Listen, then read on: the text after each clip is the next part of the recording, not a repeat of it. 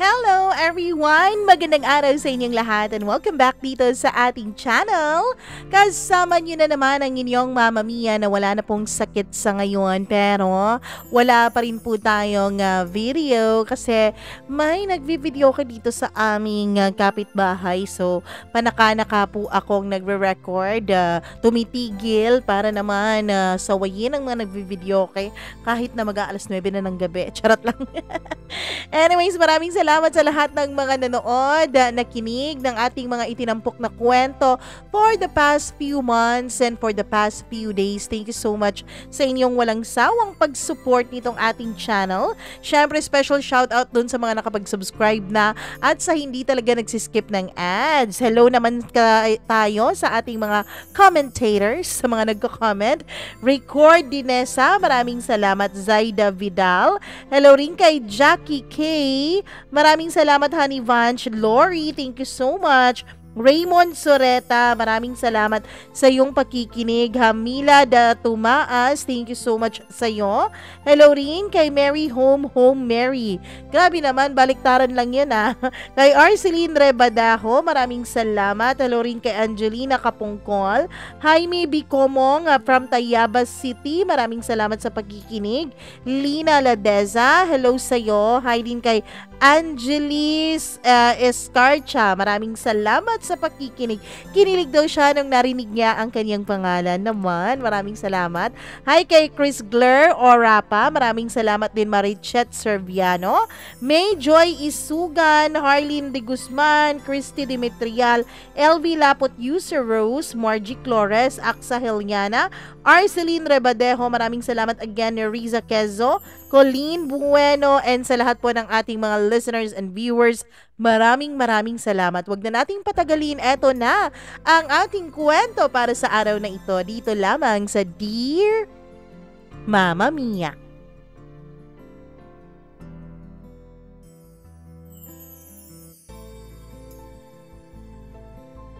Ang paghihintay daw sa isang bagay ay magiging makabuluhan lamang pag ito ay naisakatuparan na.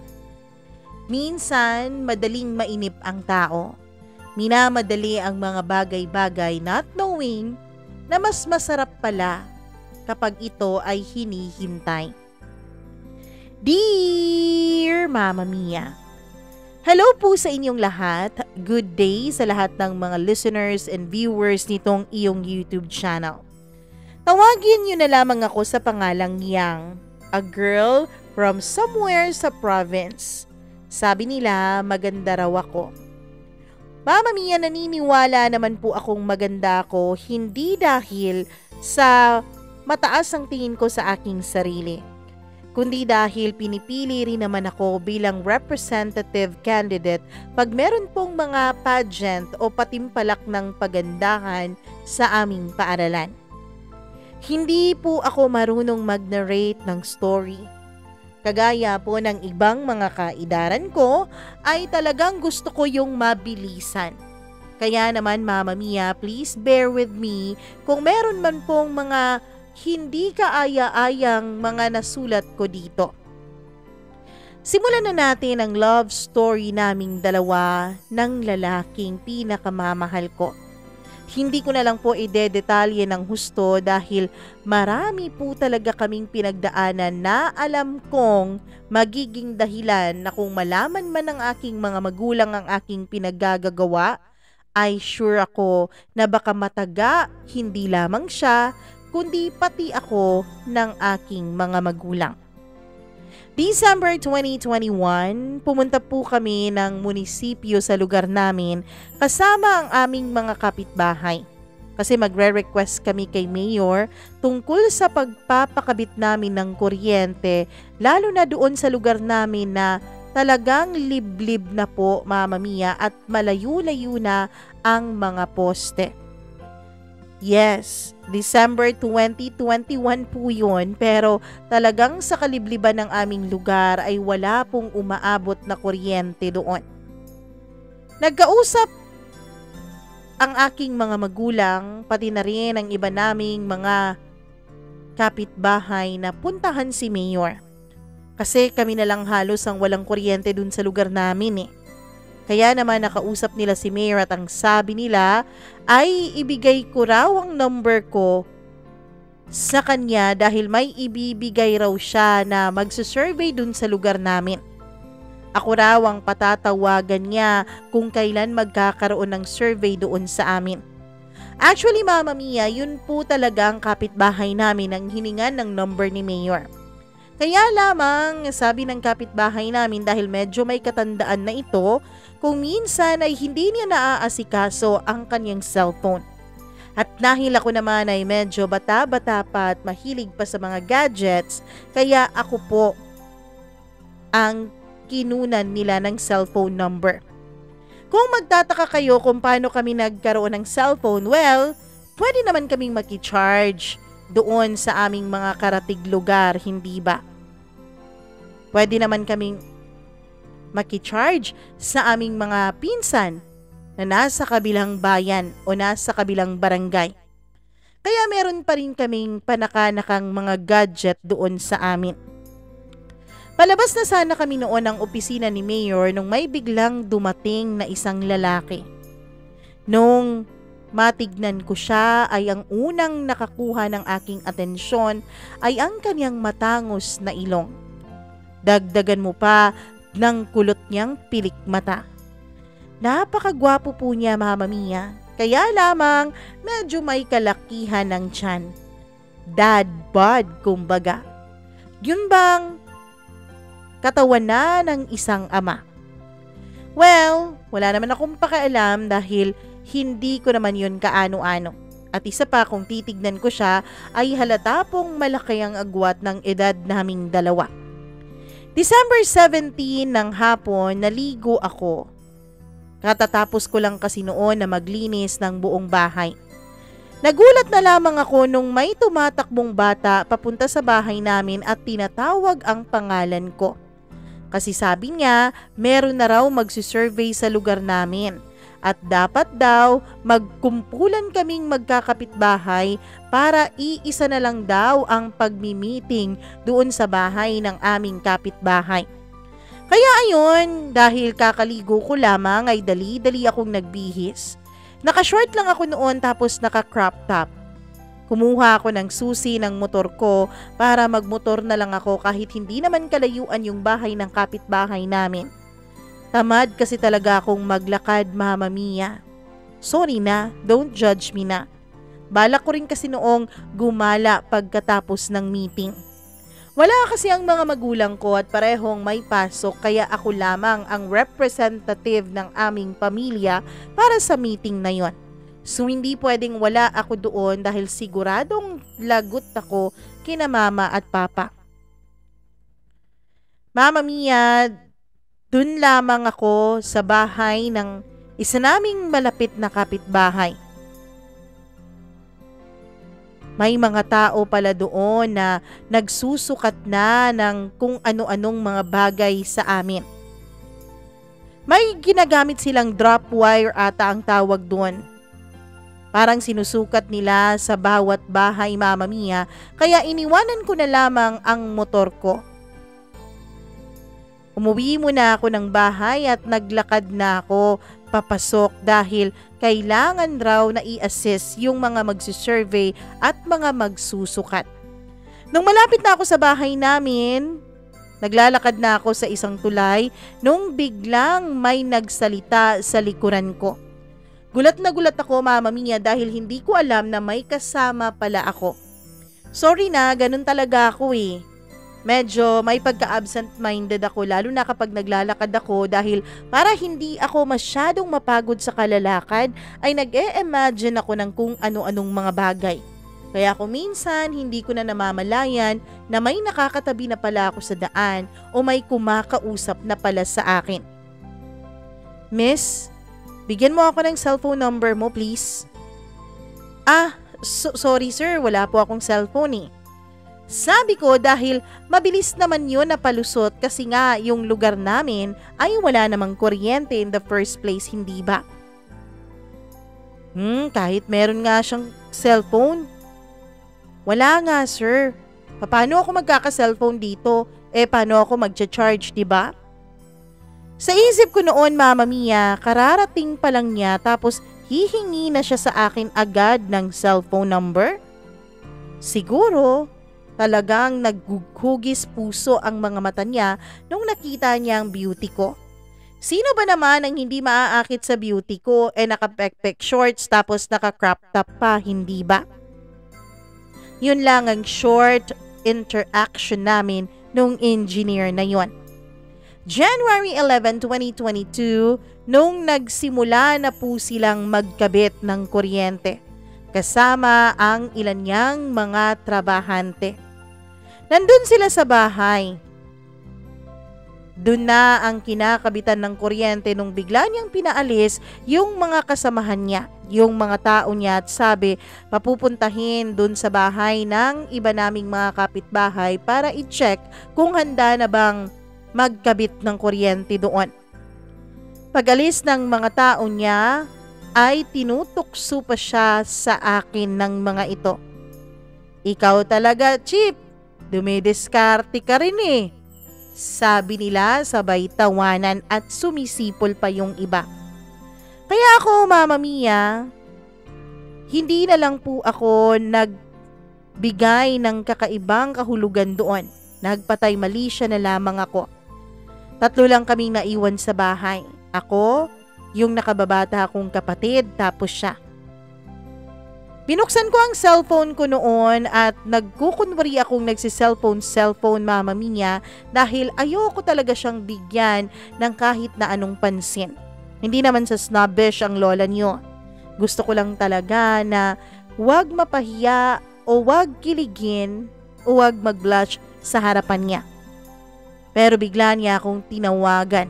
Sabi niya, hawakan ko raw yung hagdanan dahil baka mahulog raw siya. Bakit kailangan kong hawakan yung hagdanan, hindi ba? Sana hindi niya pinaalis lahat ng tao kanina. Sana nagpaiwan siya ng isa para may assistant siya. Pero dahil nga excited na rin ako noon na makabitan kami ng kuryente, ay pumayag na rin naman ako. Hindi naman din ako snobbish o tamad talaga, Mama Mia.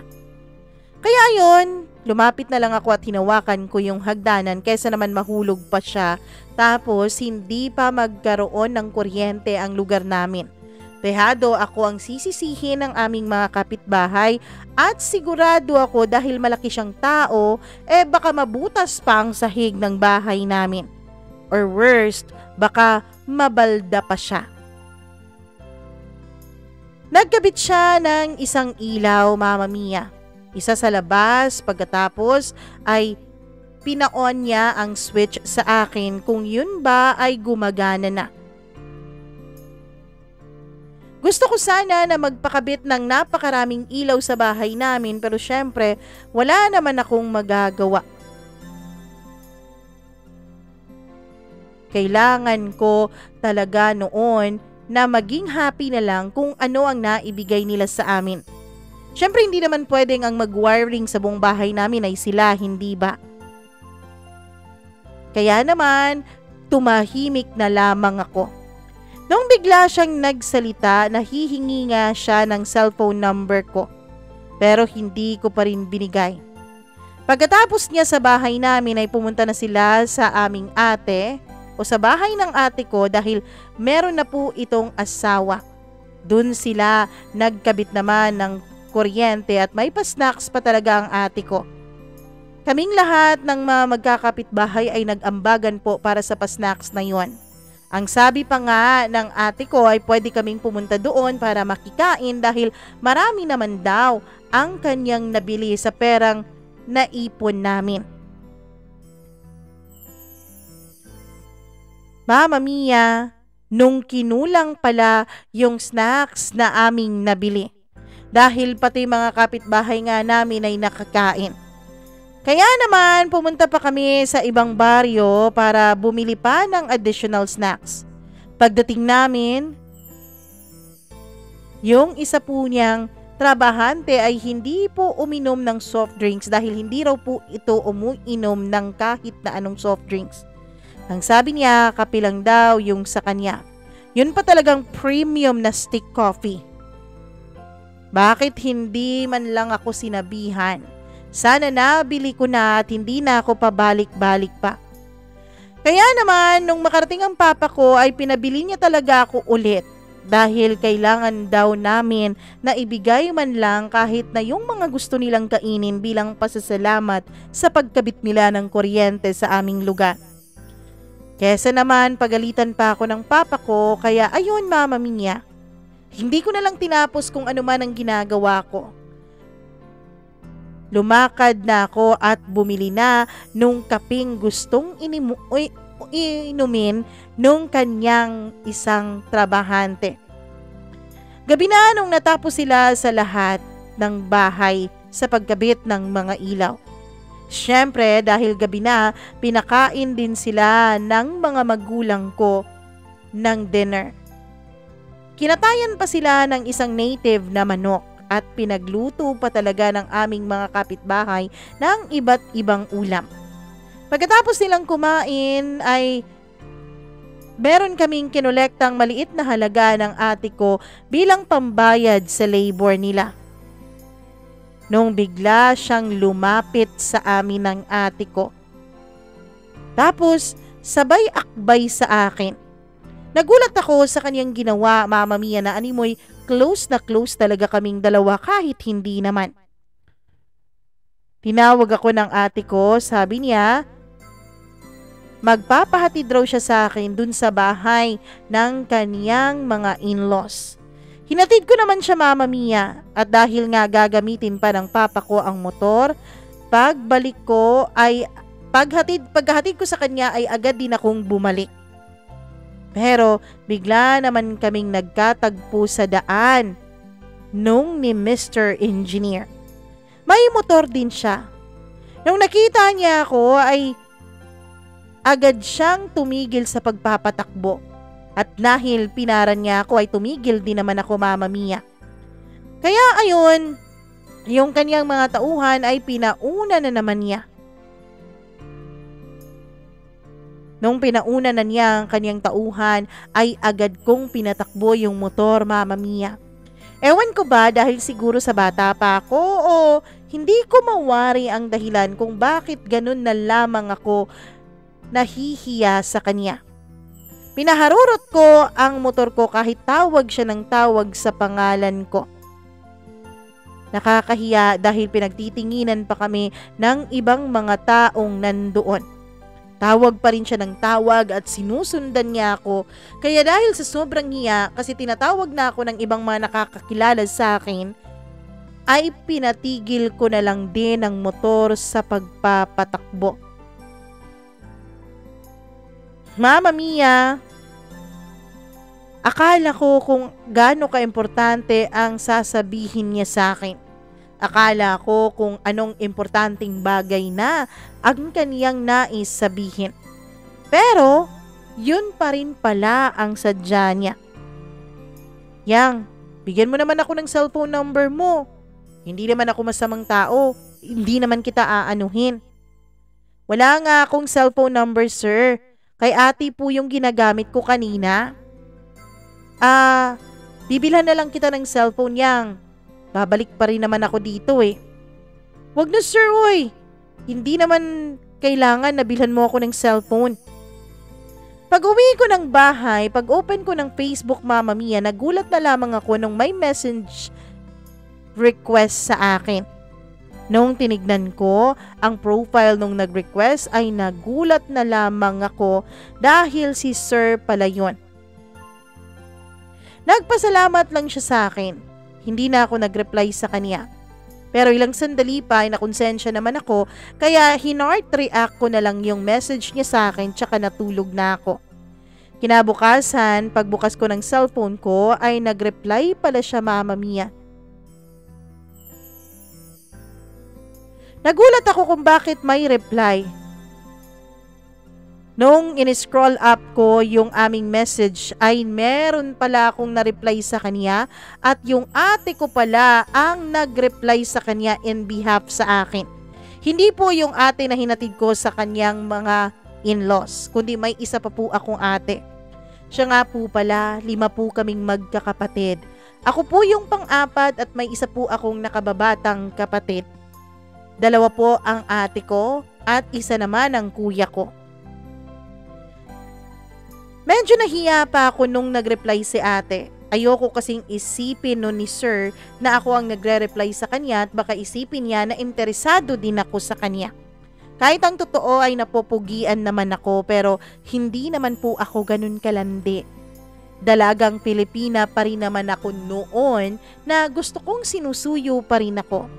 Gusto kong ako ang hinahabol-habol.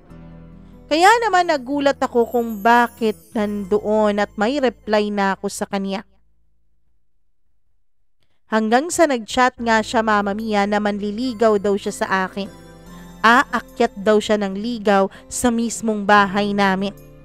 Sinabi ko wag na pero kinabukasan meron na namang isa pang reply na ang ate ko rin ang nagre-reply.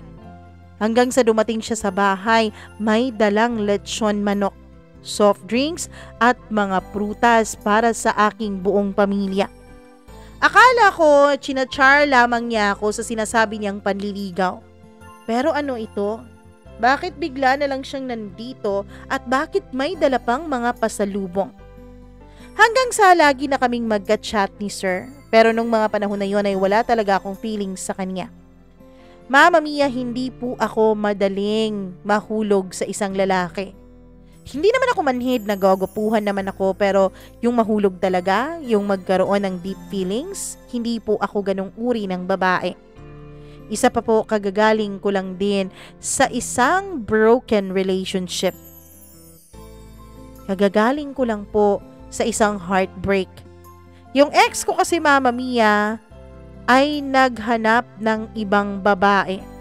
At dahil nga marupok ako ay pinagbigyan ko pa rin siya ng isa pang pagkakataon kahit na ayaw ng mga magulang ko sa kanya. Sa ganda mong yan, marami pang mga lalaking magkakagusto at magkakandara pa sa'yo. Huwag dun sa lalaking yun, manloloko na. Ikaw naman kasi kaya ka niloloko dahil napakarupok mo. Tumigil ka na nga dyan, Yang. Kung hindi, baka sampalin kita dyan eh. Napakadrama mo ha. Para yung lalaki lang na yun, makakahanap ka pa ng iba. Mas lamang pa doon. Sabi ng mga magulang ko nung nalaman nilang niloko ako ng ex ko. Mama Mia, hindi naman po sa pagmamayabang pero marami naman po ang dumidiskarte sa akin.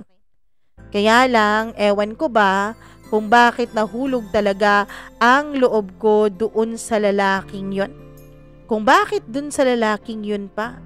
Kung bakit dun pa sa ex ko na wala namang ibang ginawa kundi lokohin at pagmukhain akong tanga.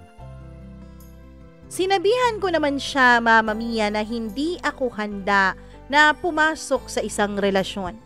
Sinabihan kong magsasayang lamang siya ng panahon sa kanyang panliligaw sa akin. Pero hindi siya nakinig. Hindi pa rin talaga siya tumitigil.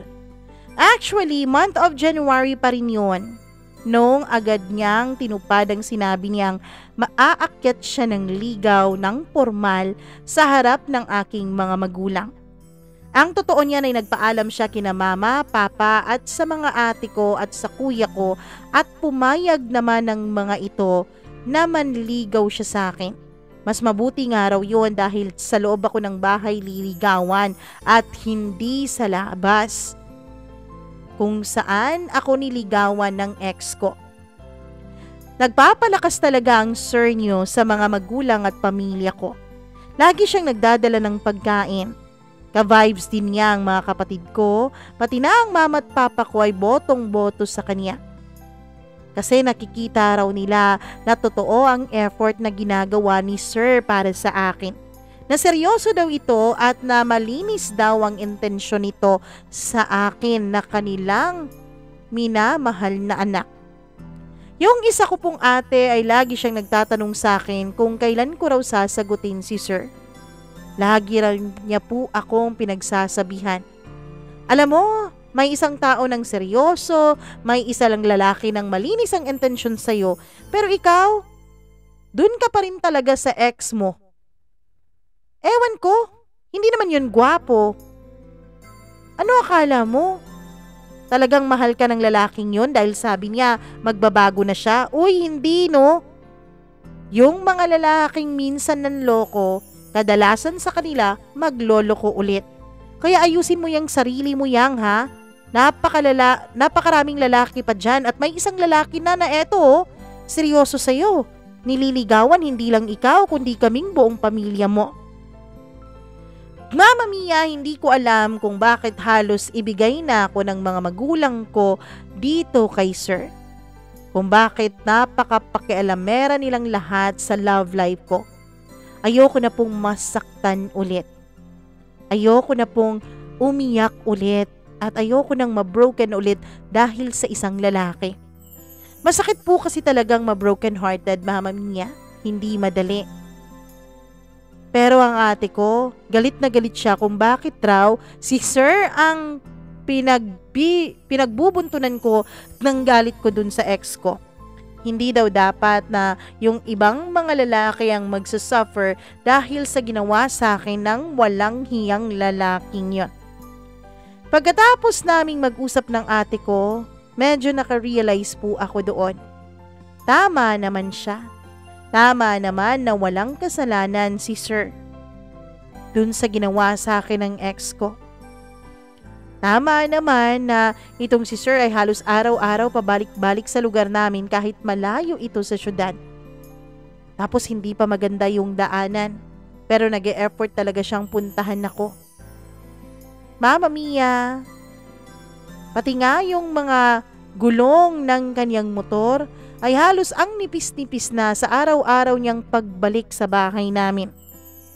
Patuloy pa rin siyang nanliligaw sa akin. Dadating siya bigla sa bahay na magdadala ng kung ano-anong pagkain, prutas at kung ano-ano pang mga pasalubong. Kung minsan nga, Mama Mia, nagdala pa siya ng grocery dahil siya raw mismo ang magluluto para sa aming pamilya. Hindi naman niya ako pinipressure na sagutin siya agad kasi sabi niya sa akin ay handa naman daw siyang hintayin ako. Handa naman daw siyang hintayin ang panahon na magiging ready na ako ulit na pumasok sa isang relasyon. Sinabihan ko kasi siya sa aking napagdaanan pero syempre hindi detalyado. Nauunawaan naman daw niya dahil alam niyang hindi raw madali ang mag-move on. Hindi raw madali ang makalimot at magtiwala ulit. Natutuwa naman ako sa kanya, Mama Mia, dahil lagi niyang sinasabi na hindi raw siya nagmamadali. Hayaan ko lang daw siya na ipakita niya sa akin kung gaano niya ako kamahal. Ganun pa rin siya, consistent sa araw-araw. Hanggang sa dumating yung panahon na meron pong mga events dun sa aming lungsod. Pumunta siya sa bahay at nagpaalam sa mga magulang ko na isasama raw niya akong gumala. Pumayag naman ang papa ko basta hanggang 9:00 lang daw ako ng gabi. Tapos isama raw namin yung nakababata kong kapatid bilang chaperone naming dalawa. Kaya ayun, umalis na kami at pagdating namin sa gym ay may banda po doon at may pa-disco pa ang aming local government unit. Sa entrance kami pumuwesto, Mama Mia. At nung nandoon na kami sa papasok na ay 'di ba may mga magbibigay ng ticket at tatatakan yung kamay niyo tapos may bayad? Nagulat na lamang ako nung hindi kami pinagbayad. Agad lang tinatakan yung mga kamay namin. Yun pala kakilala niya yung bantay sa may entrance na isang binabae tapos sponsor din pala ito si Sir ng isa pong mesa na punong-puno ng bucket of beer. Wow, much money yan, Sir, sabi ko noon sa isip ko. Pagpasok namin ay maingay na po at ang dami-daming tao na sa loob. Dinala niya ako dun sa table na kanyang in-sponsor tapos hinawakan niya ang kamay ko. Pinaupo niya kami ng kapatid ko sa isang sulok at umupo rin siya sa tabi ko. Nagpaalam siya sa akin maya-maya na may kukunin daw siya. Tapos yung kapatid ko ay nakaupo lamang kaming dalawa at nakikinig lamang ng mga tugtugin nung live band.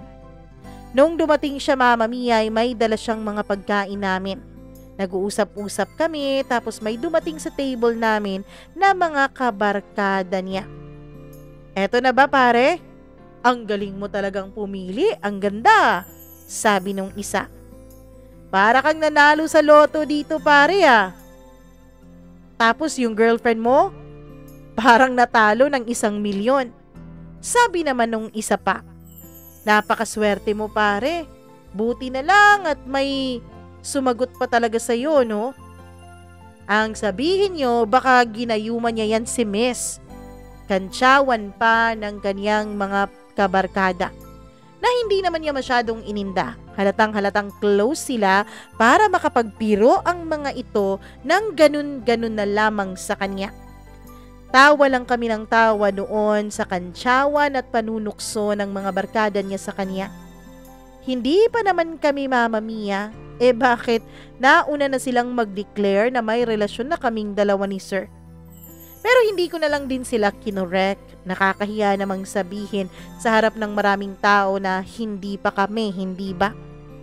Ayon, sa pag-uusap namin ay nag-enjoy din naman ako.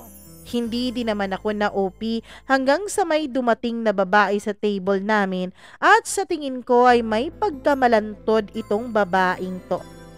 Medyo po may kalandian yung boses ng babaeng ito. May edad na siya kung ikukumpara sa akin.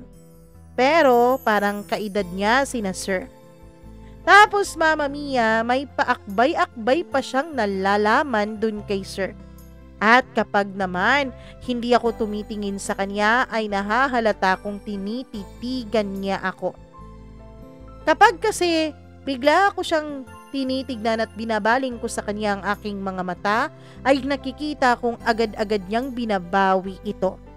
Hanggang sa kalaunan ay siguro nagkaroon na siya ng lakas ng loob nang hindi nabawiin ang tingin niya sa akin. Kaya nagkatitigan na kaming dalawa. Ang sarap-sarap tusukin ng tinidor yung kanyang mga mata hindi naman siya kagandahan. Sexy siya, oo.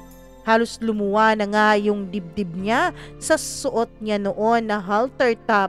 Tapos meron pa talagang pa-cleavage ang atin nyo. Gustong gusto ko talaga siya noon na kumprontahin kung bakit gano'n na lang ang pagtitig niya sa akin. Pero syempre, Mama Mia, dapat relax lang tayo. Chill lang tayo dahil maganda tayo. Hindi dapat tayo nakikipag-away sa mga babaeng ganon. Sa pagkikipag-usap namin ay bigla na naman itong umakbay kay Sir. Pagkatapos ay halos ingud-ngud na niya kay Sir yung kanyang dibdib, Mama Mia. Titig na titig siya sa akin. Habang tumatagal ay lalong naiinis na ako sa kanya. Sa sobrang inis ko ay hindi ko na napigilan ang sarili ko at ako na mismo ang kumuha ng kamay niya para alisin ito sa balikat ni Sir. Gulat na gulat naman si Sir at tumitig lang siya sa akin. Pagkatapos ay hinawakan niya ang kamay ko. Yung kamay ng babae ay inalis din niya sa pagkakahawak sa kanya. Let's call her Jane na lang para may pangalan akong masabi dito. Pagkatapos ay humarap siya kay Jane, Mama Mia, at pinakita niya kay Jane yung kamay naming dalawa na magka-holding hands. Itinaas niya ito para makita ng lahat. Jane, siyang pala, girlfriend ko. Kinilig ako ng very slight kahit na wala pa naman talaga kaming label dalawa. Ewan ko, sabi ko nga hindi ko pa siya gusto, 'di ba? Pero bakit kinilig ako nung kanyang iniharap dun sa babae ang kamay naming magkahawak? Okay, sabi nung Jane at dahil siguro sa pagkapahiya ay tumayo ito at umalis na. Pagkatapos tinignan pa niya ako ng masama bago siya tuluyang lumayo. Ako naman ay tumawa lang talaga sa naging reaksyon niya. Pero syempre, pabebe lang ang pagtawa ko noon at baka marinig ako ni Sir at baka isipin niya talagang gustong gusto ko siya. Pagkatapos Mama Mia ay humarap si Sir sa akin, pero galit na galit ang itsura ko nung humarap siya sa akin. Nagpasif akong nagalit sa kanyang sinabing girlfriend niya ako pero ang totoo ay kinilig ako. Nagtanong siya na may gusto raw ba akong kainin kasi bibili raw siya. Hindi ako sumagot. Gusto kong isagot sa kanya na siya ang gusto kong kainin noon dahil sobrang galit ko dahil hinahayaan lamang niya yung Jane kanina na umaakbay-akbay sa kanya. Kung pwede nga, yung babae din na yun ang kainin ko ng buhay. Pero nasabi ko sa sarili kong wala pa akong karapatang magselos. Oo nga't nililigawan niya ako, pero hindi pa naman kami. Nagulat na lamang ako nung tumatawa na ang mga kabarkada niya. Alam mo, ang cute-cute mong magselos, ma'am. Ma'am, hindi yun ex ni pare ha. Talagang may gusto lang yun sa kanya. Alam mo ba na teacher yun tapos single mom? Alam mo ba na lagi yung nagpapapansin kay sir? Parang hindi professional eh. Kasi halos ipagduldulan na niya ang kanyang katawan dito kay pare namin. Alam mo, walang panama sa iyo yung babaeng yun. Hindi maganda ang ugali nun. Ah, teacher pala yun. Bagay silang dalawa kasi pareho silang professional.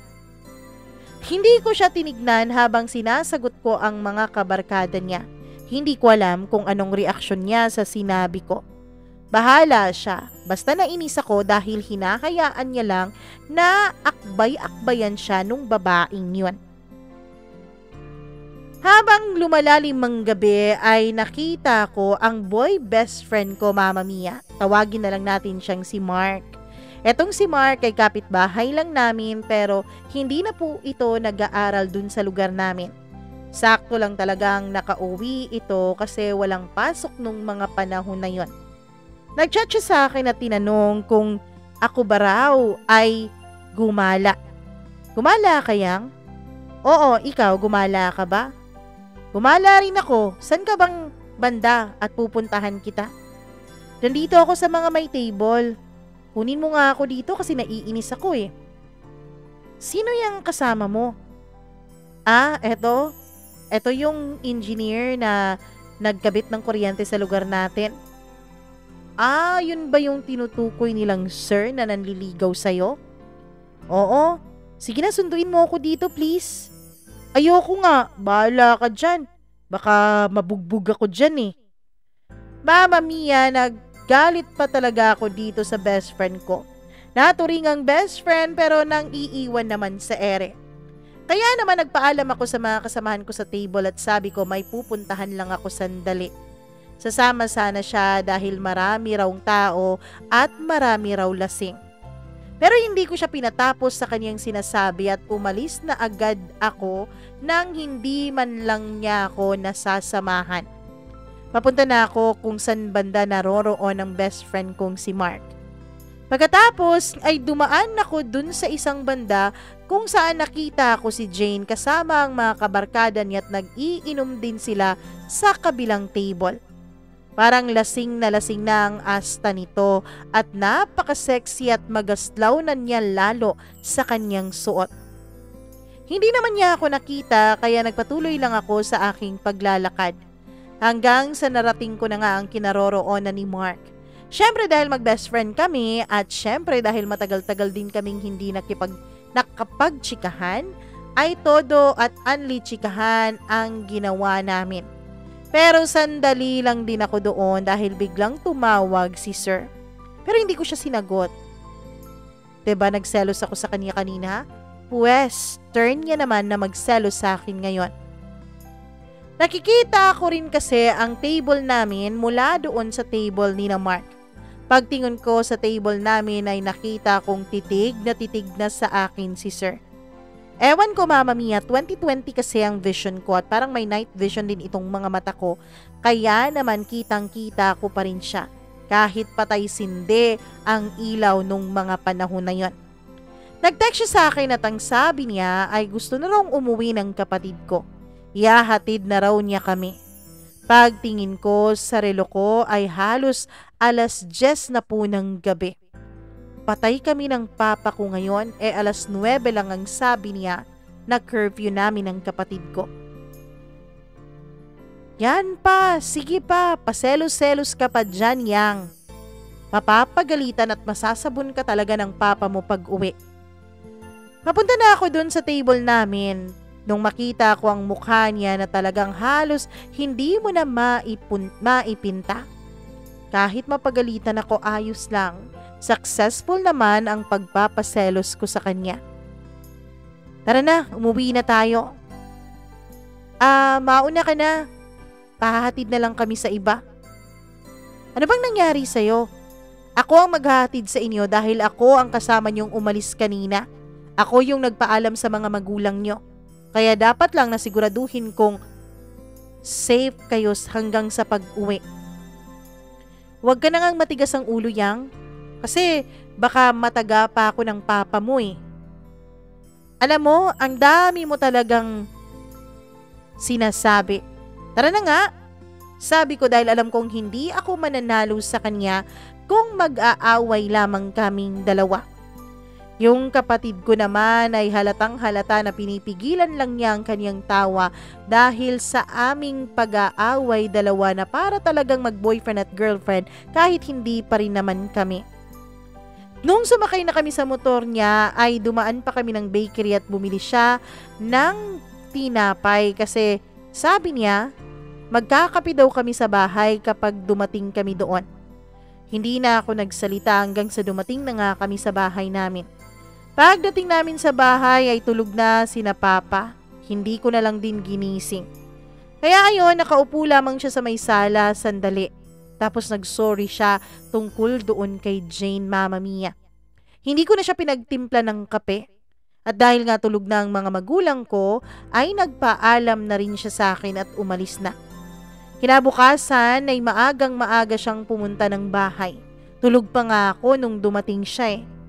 Agad lang akong ginising ng nakababata kong kapatid kasi nandun nga daw si Sir. Hindi talaga ako bumangon. Nakinig lamang ako sa usapan nilang dalawa ng papa ko. Bumalik ako sa pagtulog, Mama Mia. At yun pa nga, kakabalik ko pa lang sa pagtulog ko ay yung bibig naman ng papa ko ang gumigising sa akin. Yang, bumaba ka nga dyan. Para kang walang bisita dito ah. Kanina ka pa tinatawag ng kapatid mo ha. Sige po, bababa na. Bilisan mo dyan. Alam mo, dalagang-dalaga ka na pero parang bata pa rin yung asta mo. Parang wala ka pa rin pinagkatandaan eh. Ano ba tong sinasabi ni Sir ha, na ayaw mong magpahatid kagabi? Dahil sa iba raw kayo magpapahatid. Paano kung may nangyaring masama sa inyo? Hindi talaga ako mananalo dito sa papa ko. Siyempre, siya ang papa eh. Kaya siya ang batas. Pero ito namang si Sir, kung makapagsumbong naman sa papa ko ay talagang wagas. Akala mo'y inaapi na siya. Nung pagbaba ko ay tinignan ko lamang siya at tumatawa siya, Mama Mia. Ang sarap niya talagang tirisin na parang ipis pagkatapos ay ipakain sa manok sa baba. Nang sandali pa ay nagsalita siya. Inumin mo na tong gatas, Yang oh. Bagong timpla ko yan. Ang tagal mo kasing bumaba eh. Nagpaganda ka pa para sa akin dahil alam mong nandito ako? Sabi niya sabay tawa.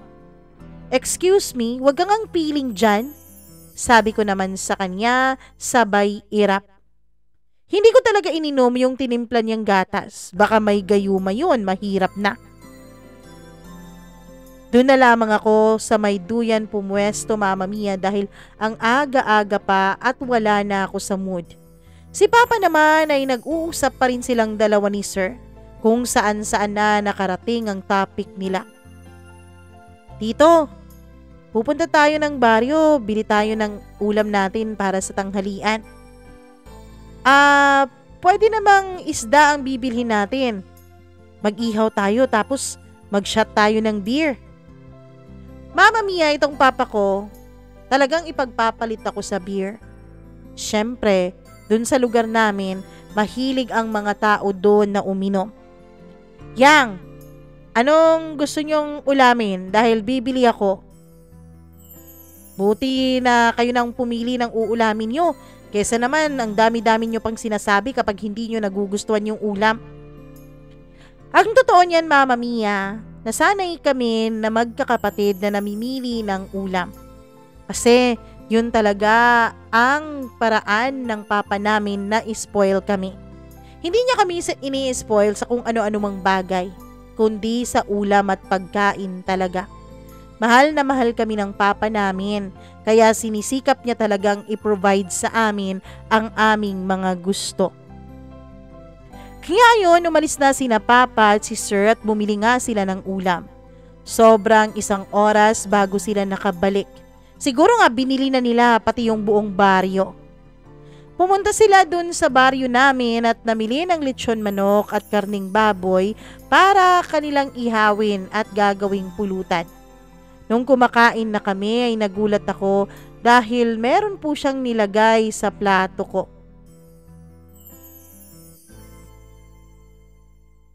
Dito kayang nilagyan ko na yung plato mo. Dito ka, tabi tayo, sabi niya. Para-paraan talaga itong si sir. Ang sarap talagang pakainin ng mga kubyertos. Tinignan ko lamang siya. Ewan ko ba kung bakit hindi siya nahihiya kahit nasa harapan niya ang mga magulang ko. Bakit feel at home siya sa bahay namin. Para hindi na ako mabungangaan pa ng papa ko ay tumabi na lang ako sa kanya para matapos na. Pagkatapos naming kumain ay bubili nga sila ng beer at nag-inuman. Kung ano-ano na lang ang pinag-uusapan nila. Hanggang sa may sinabi siya kay papa ko. Tito, pwede po bang kapag 18 na itong siyang, mamamanhikan na ako? Nabilaukan ako noon sa sarili kong laway, Mama Mia. Hindi ko pa nga siya sinasagot. Bakit pamamanhi ka na agad ang nasa isip niya? Gusto ko pang makatapos ng pag-aaral yang si Yang Sir. Meron pa kasi akong mga pangarap dyan sa mga anak ko eh. Ang gusto ko lahat sila makapagtapos ng kanilang pag-aaral. Napagtapos ko na yung isang kuya at isang ate niya.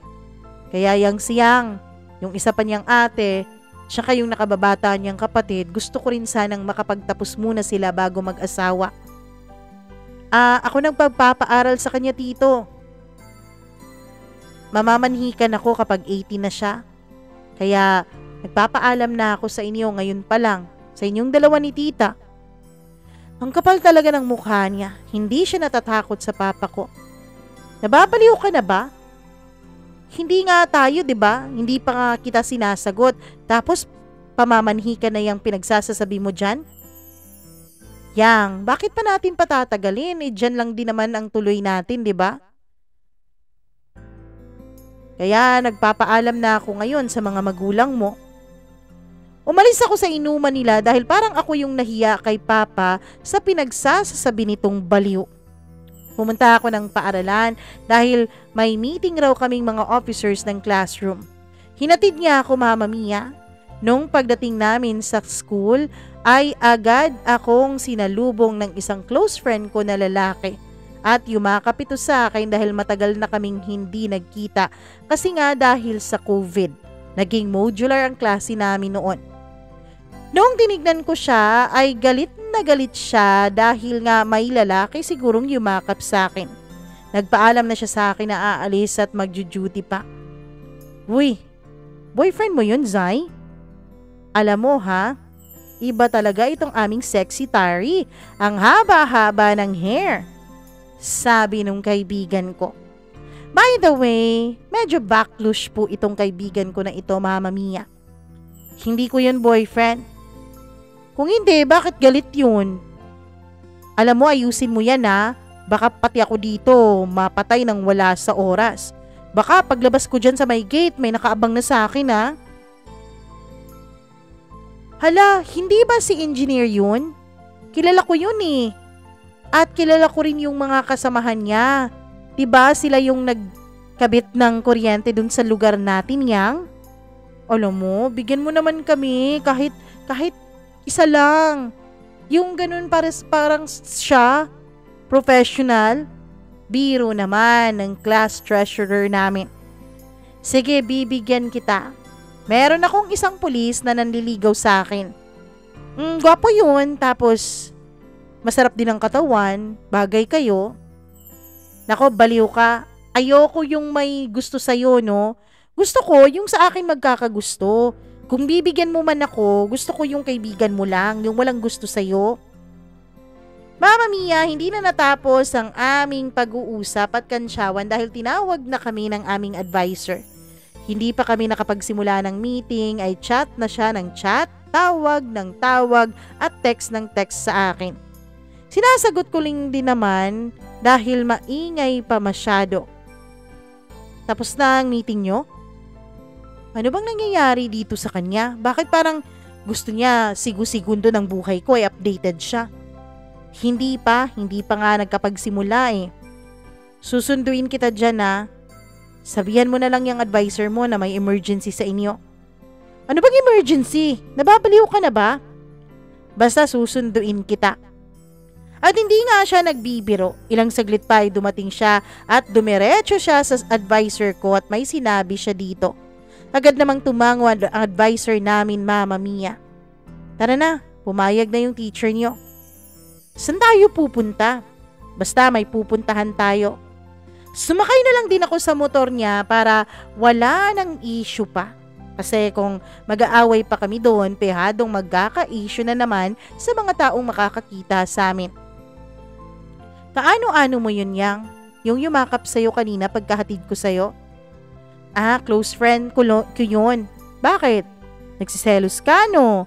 Sabi ko sabay tawa. Sino ba namang hindi magsiselos dun, ha? Ayokong may ibang lalaking yumayakap-yakap sa'yo. Ang dami pa niyang sinasabi pero hindi ko na lang pinatulan. Hanggang sa dumating na kami dun sa kanyang pinagdalhan sa akin, Mama Mia. Nagulat na lamang ako nung tumigil kami sa isang salon. Anong gagawin natin dito? Halika, papariban natin yung buhok mo para mas lalo kang gumanda. Sigurado ka? Tingin mo ba nagbibiro ako? Pumasok nga kami sa salon, Mama Mia, at nagulat ako dahil kakilala pala niya yung mga nagre-reban doon. Hanggang sa nagsalita yung isang babae. Uy sir, girlfriend mo? Sabi nung isang babaeng nagtatrabaho doon sa salon. Oo, girlfriend ko. Ipapariban ko sana. Anong ribbon, sir? Yung L'Oreal na brand? Ganun na ribbon? Ayusin mo sabi niya, Mama Mia. Ako nang bahala, sir. Nako, alam mo, makakasana all ka talaga. Sabi niya sa akin sabay tawa. Dahil matagal matapos ang ribbon, Mama Mia, kaya ayon nagpaalam siya sa akin na aalis na muna dahil may bibilhin daw siya. Pagbalik niya ay nagulat ako dahil may dala na siyang Jollibee at pizza. Pati yung mga nagtatrabaho dun sa salon, pati na rin yung ibang nagpapariban doon at nagpapaayos ay nakakain sa dala niyang pagkain. Sabi niya yun daw ang tip niya para sa lahat. Ewan ko ba dito kay sir, tatakbo atang konsihal sa eleksyon eh. Noong matapos na ang reband ay around 4 p.m. na yon, kaya gumala na muna kami sa mall. Ang dami-dami niyang binibili ng mga pagkain at busog naman talaga ako. Pag siya ang kasama mo, hindi ka talaga magugutom dahil halos oras-oras ay may nginunguya ang bibig mo. Magsa 7 p.m. na nung pumunta kami, Mama Mia, sa isang sikat na lugar sa amin. Meron pong banda doon at alas 8 at hanggang alas 8 lang ang tugtugan. At pagkatapos, 'di ba, kapag kumakanta yung banda, ang huli nilang kinakanta ay yung kantang Salamat. Akala ko tapos na, Mama Mia, dahil salamat na nga ang kinakanta ng banda na yon. Ibig sabihin, nagpapasalamat na sila sa lahat ng nanood. Pero bigla siyang lumapit sa banda. Mama Mia, nagulat ako nung siya ang kumanta. Napakaganda pala ng boses ni Sir. Nakaka-inlove. Hindi ko na namalayan na binidyuhan ko na pala ang pagkanta niya. Nung natapos na ang kanta, tinignan ko ay nagulat ako kung bakit ko ginawa yon. Remembrance? Kasi baka hindi na itutuloy niya ang panliligaw niya sa akin eh. 9:00 ng gabi nung pumunta kami sa night market. Namili siya ng mga sandalyas at bag. Binilhan din niya ako, and in fairness, Mama Mia, napakagaling niyang mamili ng mga design. Nag-message ako dun sa kapatid ko na medyo matatagalan ako sa pag-uwi. Kasi nga kasama ko pa si Sir. Pagkatapos naming gumala dun sa night market ay kumain ulit kami sa Jollibee. Suki na suki talaga niya yung Jollibee ha. Sa totoo lang, Mama Mia, naisip ko nung mga panahon na yon na baka nga etong si Sir na ang bigay sa akin ng Panginoon. Pero hindi pa rin mawala-wala ang takot sa puso ko. Habang kumakain kami ay pasimple ko siyang tinitignan. Ganito rin kaya siya kapag sinagot ko na siya? Magiging consistent kaya ang ginagawa niya sa akin? Nagulat ako nung patapos na siyang kumain ay sinabi niyang mag-take out kami ng pagkain pampasalubong kay Mama. Pati na rin sa mga kapatid ko. Ganun siya, halos araw-araw niya akong sinusundo sa paaralan. Halos araw-araw niya rin akong nililibre ng kung ano-ano. Hindi lang ako, kundi pati yung mga tao sa paligid ko, lalong-lalo na ang pamilya ko. March 2022, birthday po ng bayaw ko, Mama Mia, at may handaan. Siyempre, present ang inyong sir dahil nag-sponsor po ito ng mga inumin. Naisip ko talaga baka tatakbo talaga ito sa politika. Bigla siyang lumapit sa akin at nagulat ako nung may inaabot siya sa aking pera. Hindi ho yun basta-bastang pera dahil 5 digits po yun, Mama Mia. Hindi ko na lang sasabihin exactly kung magkano. Dahil marami pong nakakaalam ng love story naming dalawa at baka talagang matagana ako ng mga magulang ko. Nag-away pa kami noon dahil ayaw ko ngang tanggapin ang pera na yon. Pero siya abot naman ng abot sa akin ng mga libu-libo niyang pera. Yan talaga ang number 1 na pinag-aawayan namin lagi. Dahil gusto niya akong bigyan ng pera pero ako ayoko talagang tumatanggap ng pera sa kanya dahil ayokong maramdaman niya na pera ang habol ko sa kanya. Napakarami kasing mga inggitera sa buhay. Kapag tinanggap ko ang perang yun at may makakita, alam kong kung ano-ano nang masasabi ng mga tao sa paligid namin. Siyempre, Mama Mia, mas matanda nang di hamak sa akin si Sir. Tapos, maganda ako, hindi ba? Baka isipin nilang isa akong escort service o kung ano pa man. Pero in the end ay hindi pa rin talaga siya nagpapatalo. Nilalagay niya sa bag ko, di kaya sa bulsa ko ang pera kapag hindi ko ito napapansin. Hanggang sa, Mama Mia, may isa pong event ang pamilya ng ate ko. Naligo kami sa isang resort kasama rin ang kanyang asawa, syempre pati na rin ang pamilya ng asawa niya. That time, sinagot ko na po si Sir. Yes, tama po kayo ng dinig. Siguro nasa humigit kumulang 3 buwan ang ginawa niyang panliligaw sa akin bago ko siya sinagot ng tuluyan. Inisip ko rin nung mga panahon na yun ay maswerte na ako sa kanya. At syempre, nararamdaman ko rin naman na mahal ko na siya, Mama Mia, kaya hindi ko na pinatagal pa ang kanyang panliligaw. Meron kasi talagang mga babae sa pali-paligid na parang handang sulutin si Sir sa akin. May mga babae po na nagpapapansin sa kanya. Lalong-lalo na sa trabaho niya kaya hindi ko na po talaga pinatagal at baka ma-realize niyang wala siyang aasahan sa akin at baka ibaling niya sa iba ang kanyang pagtingin. Masayang-masaya si Sir nung sinagot ko siya. Halos dun na siya pumipirmi sa bahay namin, lalo na kapag wala siyang trabaho. Tuwing break time naman, kahit medyo malayo ang bahay namin ay pinupuntahan pa rin niya ako. Consistent pa rin siya sa pagbibit-bit ng kung ano-anong mga pagkain at prutas, pati na rin gatas para sa akin. Para akong baby na pinagagatas pa niya. May time, Mama Mia, na susulpot lang siya bigla sa bahay namin kahit 10 oras na ng gabi. Napakasiloso din niya. Kapag meron pong chat sa akin na lalaki, kahit hi man lang, block agad niya at pinapablock niya sa akin. Hindi talaga siya umaalis sa tabi ko hanggat hindi ko ibablock ang taong yon. Hindi naman siguro talaga tayo maganda dahil napakasiloso ng boyfriend ko. Month of July ay pinatayuan niya ako ng sarili kong tindahan. Eto din yung time na muntik ko na siyang hiwalayan, Mama Mia. Dahil dyan po nagsisimula ang panlalait at kung ano-anong mga masasamang sinasabi ng mga tao sa aking paligid. Hindi naman po dahil kasundo ko dati ang mga kapitbahay ko ay habang buhay ko na silang kasundo. Ewan ko ba?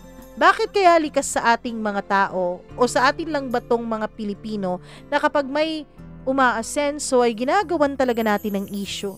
Kapag may ibinibigay ang isang tao ang isang lalaki sa isang babae ay may issue talaga agad kahit na mag-boyfriend at girlfriend naman kami. July yon, umaga at birthday din niya nung mga panahon na yon. Yun din ang mismong araw na nagpa-blessing kami sa tindahan na aming itinayo. Siyempre, present din ang mga marites doon sa lugar namin kasi nga may kainan at may handaan. Noong tanghali na, Mama Mia, ay may sayaw kami dun sa baryo namin kasi nutrition month din yung time na yon. Hindi kami nanalo dahil hindi naman basta-basta ang kalaban namin. Lalo pat lahat sila ay kayang-kayang humiga sa putik at semento. Ulan yung mga panahon na yun eh. Kami naman, wala kaming magagawa dahil talo kami. Ang mahalaga ay magaganda kami at meron namang consolation prize si Kapitan para sa mga hindi nanalo. Kaya ayon, nag-videoke kami at bumili ng pizza at tsaka junk foods nung gabi na. Hindi ko na namamalayan, Mama Mia, na nandun na pala si Sir sa labas at galit na. Alam kasi niya na nagbe-videoke kami. Nagselos siya dahil merong lalaki dun sa grupo namin. Kahit pa nga mga binabai yun, Mama Mia, ay hindi siya naniniwala sa akin. Hindi ko na natapos ang pagbibidyoke at nagpaalam na ako sa mga kasamahan ko na mauuna na ako dahil hindi na maipinta ang mukha ng boyfriend ko. Dinala niya ako sa kanyang apartment. May pakain din kasi siya doon, Mama Mia, dahil birthday niya. Pero inis na ang mukha niya. At nainis din naman ako dahil may isang babae din doon na akbay sa kanya na para bang ang sweet at ang close nilang dalawa. Hinagsilbihan niya ako at ikinuha niya ako ng makakain. Pero wala naman akong ganang kumain nung mga panahon na yon dahil pinasukan na nga ng kung anong elemento ang utak ko. Lalo pat etong babaeng to ay talaga namang lumalandi ng harap-harapan kay Sir. Eto pa ang kalaban ko talaga, Mama Mia. Yung mga malalaki ang hinaharap. Yung mga malalaki ang dibdib gaya nung Jane na yun noon. Pero hindi naman siya ganun kakaganda. Sexy nga lang. Hanggang sa yung mga kasabahan at kaibigan niya na nandoon ay lagi naman akong tinutukso-tukso. Dahil siguro nahahalata nila na nagsiselos ako. Buti pa sila, halata nilang nagsiselos ako. Etong boyfriend ko, napakamanhid.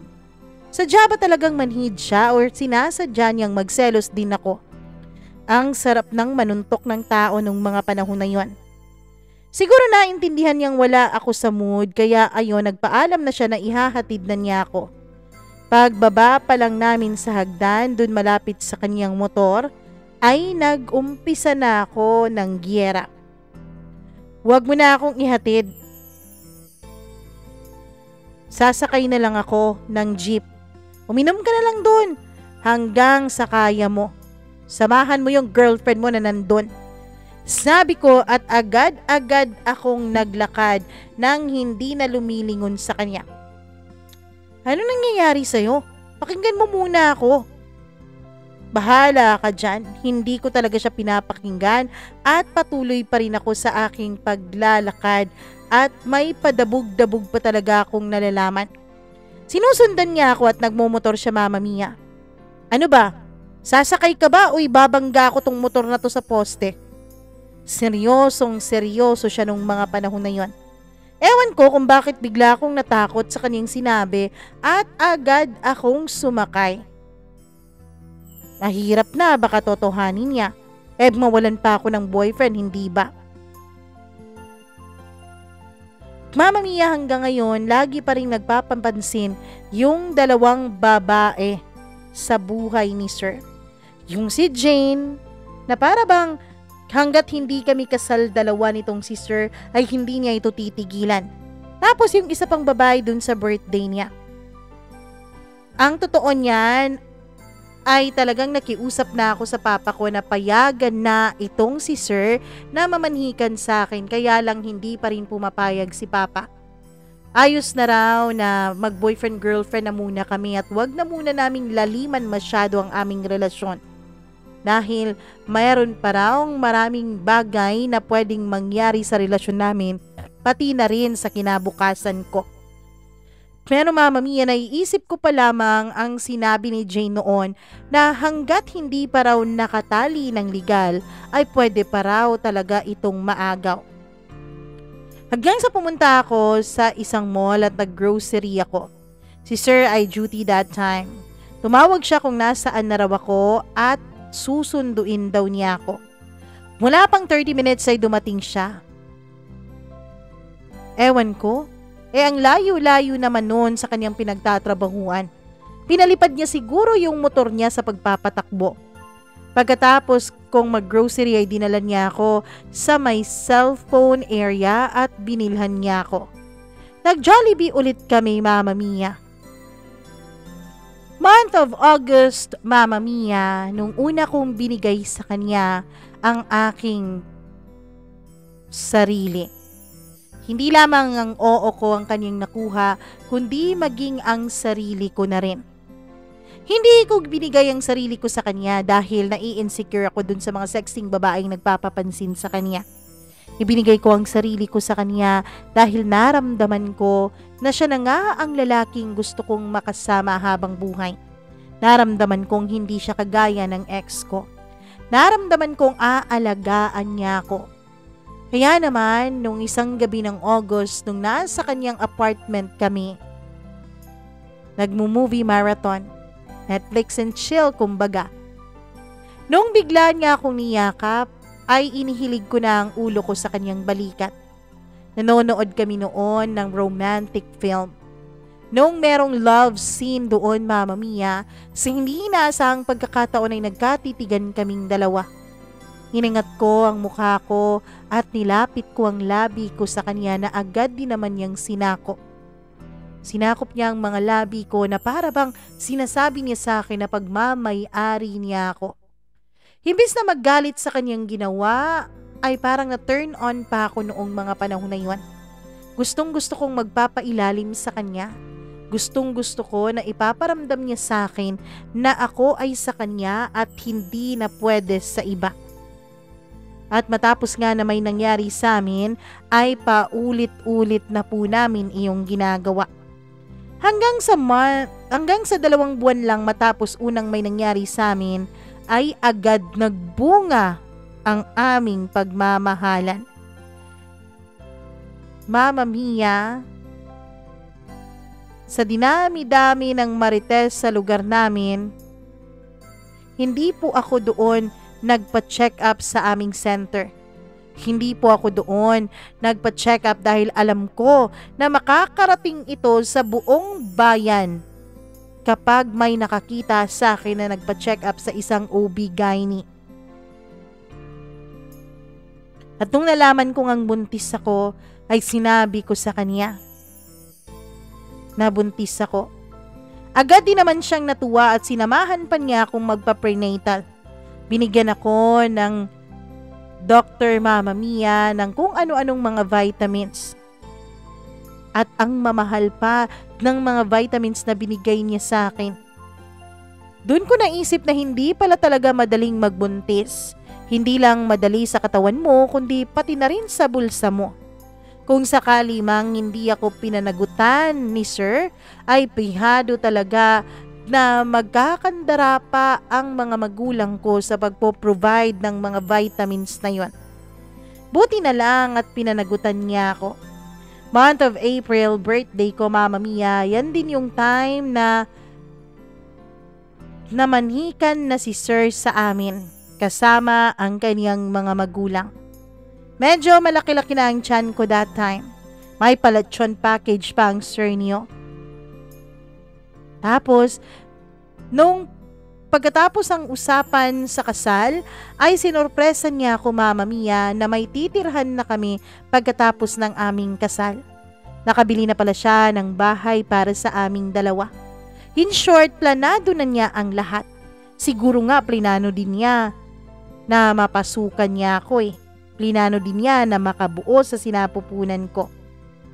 Hindi pa kami nakatira ngayon sa bahay namin. Nagbo-boarding house pa kami, Mama Mia, dahil meron pa po kaming pinapaayos doon. Oo, hindi ko na po idedetalye pero talagang naging tampulan din ako ng chismis sa aming lugar. Naging tampulan din ako ng kung ano-anong mga masasamang balita. Sinabi din noon ng iba na ako daw ay naghahangad ng pera. Ako daw ay naghahangad ng isang lalaking kumpleto na, mayaman na kaya akong alagaan. Na kaya raw ibigay ang lahat hindi lamang sa akin kundi maging sa aking mga magulang. Nung una, Mama Mia, ay nakakasakit sa akin ang mga chismis na ganon. Nasasaktan ako kapag nakakarinig ako ng mga salitang ganon, lalo na para sa mga magulang ko. Pero kalaunan ay hinayaan ko na lamang sila. Wala na rin naman akong magagawa kung ganon ang tingin nila eh. Ang mahalaga sa akin ay mahal ako ng lalaking mahal ko. Mama Mia, July 2023 ay pinanganak ko ang isang napakagandang baby girl na manang-mana sa kanyang ama. Malaki-laki na po ang baby ko ngayon at ang bahay namin ay matatapos na rin. Siya nga po pala, Mama Mia, ikinasal na kaming dalawa ni Sir ninyo. Masayang-masaya ako. Oo, bata pa akong nakapag-asawa, 19 pa lamang, pero masasabi ko naman na masaya at tama ang lalaking napuntahan ko. Hindi ako nagkamali sa pagpili kay Sir. Kasi hindi lamang anak namin ang kanyang inaalagaan, hindi lamang ako. Magpasa hanggang ngayon ay inaalagaan pa rin niya ang pamilya ko. Maraming salamat po sa inyong pakikinig nitong munting kwento ng love story namin ng Mr. Engineer ko. To all the girls na nakikinig ngayon, dapat talaga alam nyo ang halaga nyo. Know your worth. Maniwala kayo. Darating at darating ang lalaking makaka-appreciate ng worth ninyo.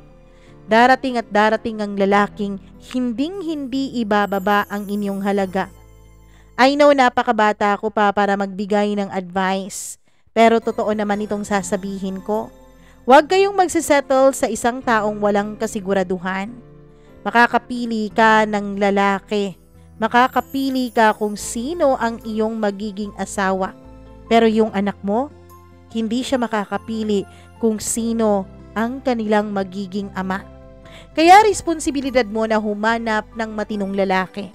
Responsibilidad mo na humanap ng mabuting asawa, mabuting tao, at mabuting ama. Hanggang dito na lamang po, Mama Mia, at maraming salamat sa pagbabasa nitong aking sulat. Lubos na gumagalang, Yang.